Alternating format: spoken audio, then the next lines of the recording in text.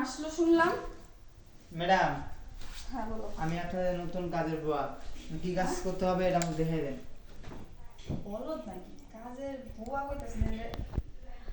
হ্যাঁ, ও তুমি বাসার কাজ করতে পারবে তো? আগে কখনো পারবো। কাজ করছো? জি জি করছি ম্যাডাম।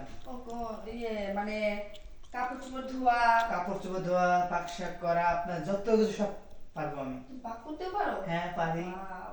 আচ্ছা বিয়ে করছো তুমি? না ম্যাডাম, বিয়ে করি নাই এখনো। ইস রে, ইনটেক মাল। আচ্ছা বসো।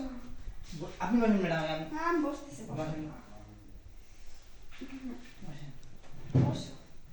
আরে নিচে না, নিচে না বোকা, উপরে বসো। ইস, ডায়লগ তো ভুলে গেছি। তুমি সব কাজে পারো তাই না? জি ম্যাডাম।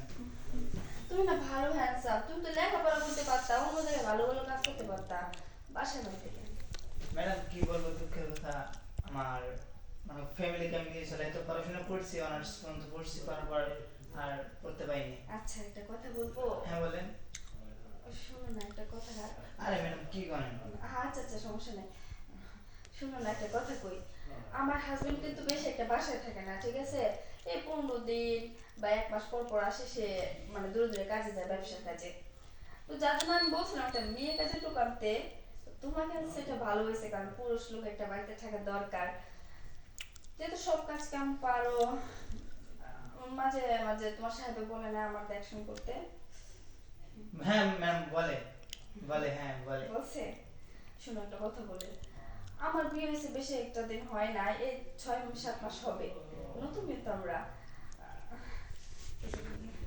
তোমার না আমার খুব ভালো লাগছে।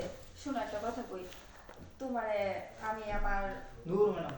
আরে দাঁড়াও, ছটফট করতেছো কেন? তোমার স্যার তোমার কত টাকা বেতন ফুরাইছে? স্যার বলছে 15,000 টাকা বেতন মাসে। 15,000 মাত্র? হ্যাঁ। দূর, এটা তোমার জন্য ডিজার্ভ করে না। আমি তোমারে 20,000 টাকা বাড়াই দিই। তাই নাকি ম্যাডাম? হ্যাঁ, শুধু তোমার আমার একটু দেখে রাখতে হবে, দেখতেও।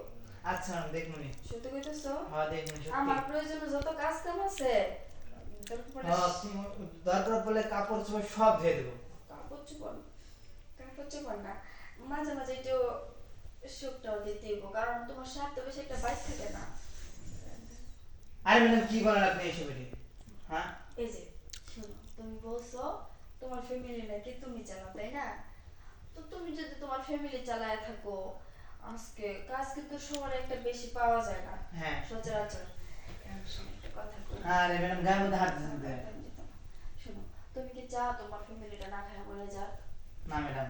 আচ্ছা ঠিক আছে, তাহলে